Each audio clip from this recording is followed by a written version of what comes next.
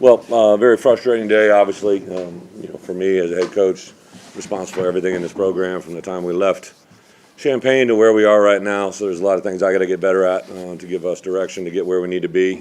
Told our guys afterwards that there's a lot of things that I was very proud of them. We always talk about the next man up, and today I knew coming into today that we weren't going to have Chase Brown, we weren't going to have Witherspoon, we weren't going to have Jake Hansen, which are three of our best players, and I thought the guys that stood up for them and stepped into their roles really did a great job of preparation during the course of the week and answered the bell on a couple occasions today. I think this is the game that we wanted to play. I think defensively we wanted to keep the ball in front of us, bang their receivers around, make them play, kind of a brand that they don't execute all that much against. We wanted to bang the receivers and keep the ball, play a little bit of two.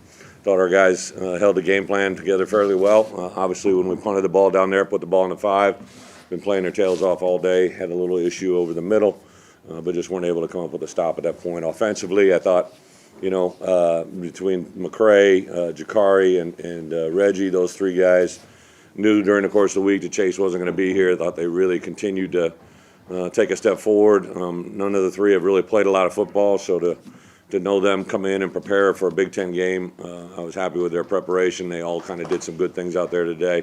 Couldn't ever just really get consistently going offensively. I thought that was a point. We do a couple positives. Even that last drive, getting down there in positive field position, we just weren't able to close it out. Very frustrating. The good news is we got some young guys that continue to. I thought it was great to see Pat Bryant involved. Offensively, you got some new faces involved in the line as well as at the tight end position. So, frustrating. I get it.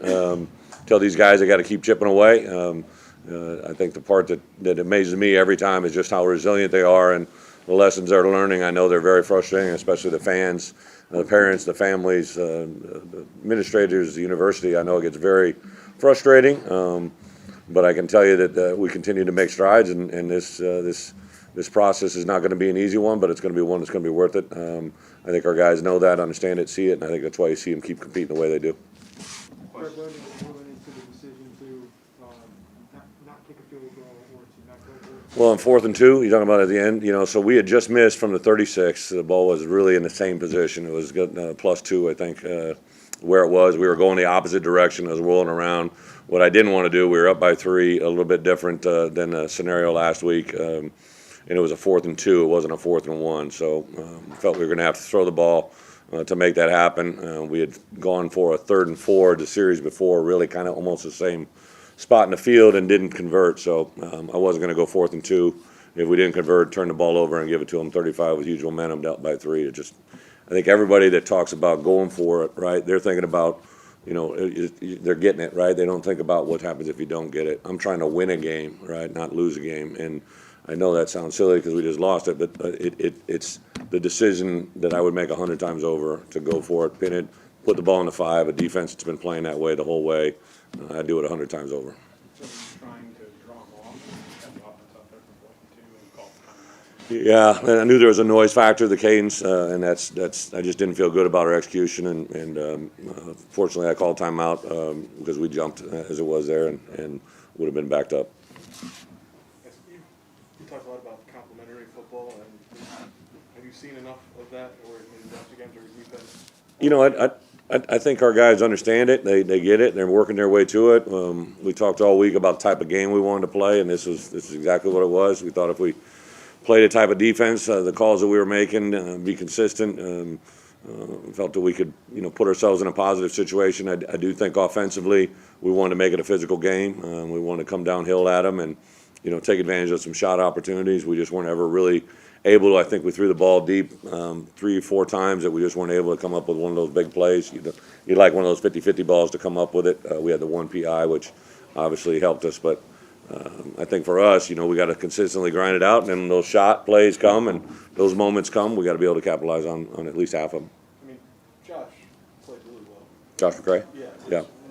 What was maybe holding back the rest of the offense? Because there's a time there where he had more yards than his teammates. Yeah. Josh is a very good football player who's just beginning to scratch the surface of what it was.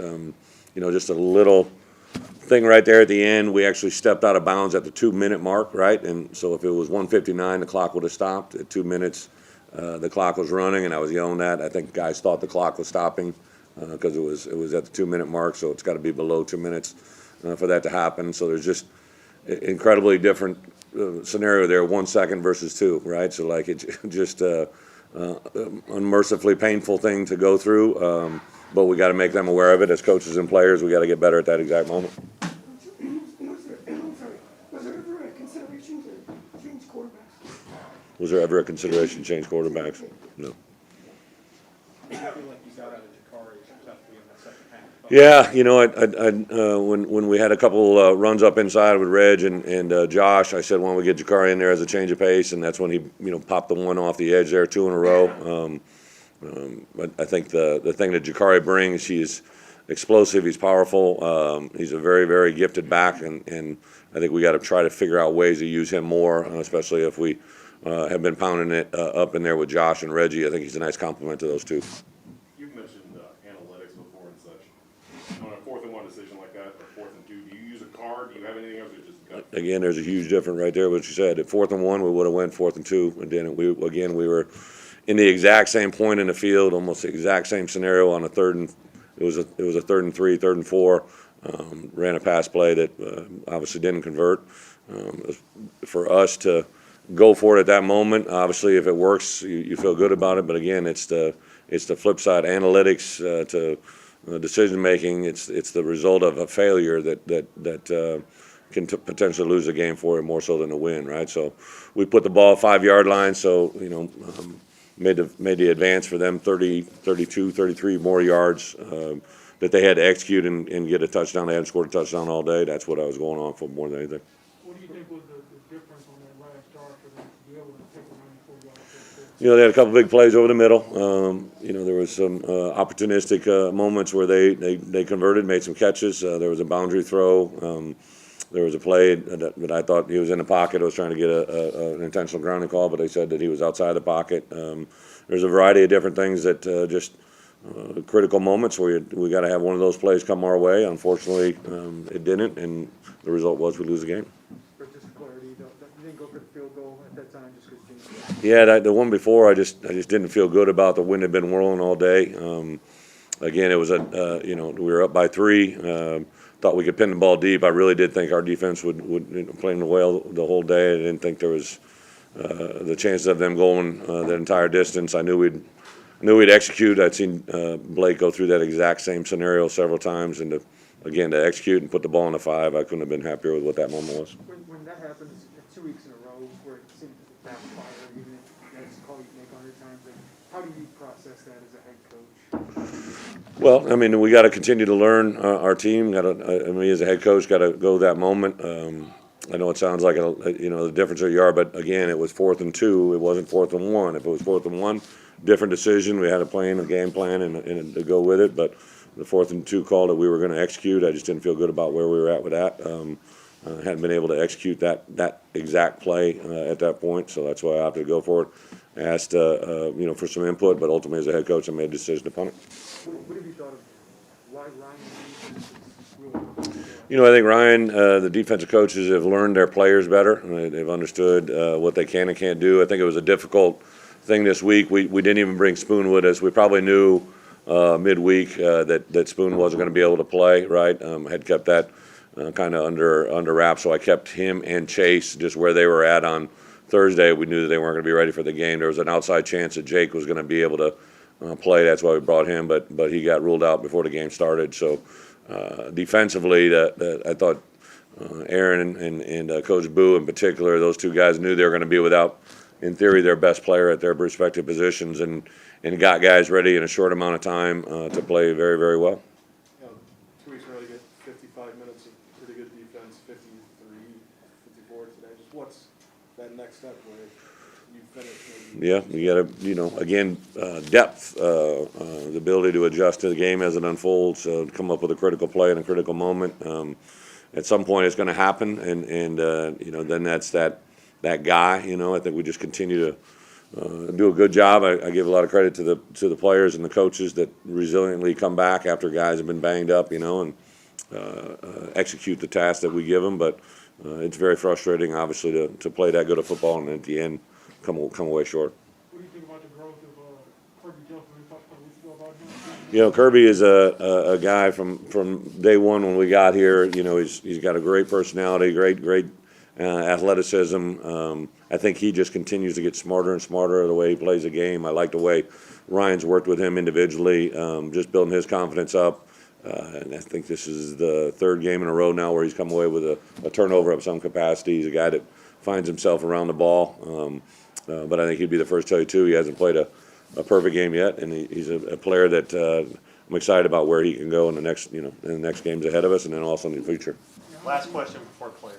How much do you think Sidney Brown's big hit of their second tone in the defense? Yeah, you know, I do think that, you know, our guys, especially in the back end, like that's the easiest position, right, to be susceptible to some targeting stuff, right? And I think they've learned to play by the rules. You know, I remember coming into the program and had a player that had 3 targeting calls in one season, right? And we kind of really emphasized last spring the education of the process. And literally, as soon as that play happened, obviously it was a violent hit. And, you know, I felt very much for the health and safety of their player. 87 is a really good player for them, a very dynamic guy. But I said it right away as soon as the play, I go, that was a clean hit, I believe, you know. And the officials made a very strong point to come to me and said that they did take a look at it, they reviewed it, and ruled that it was obviously a non-targeting foul.